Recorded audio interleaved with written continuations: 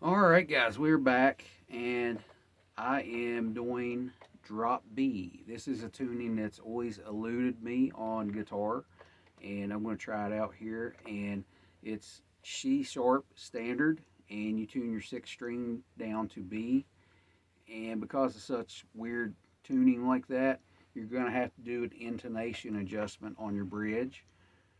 And this allows you to get a lot of one finger bar chords and chords you normally wouldn't get in standard tuning.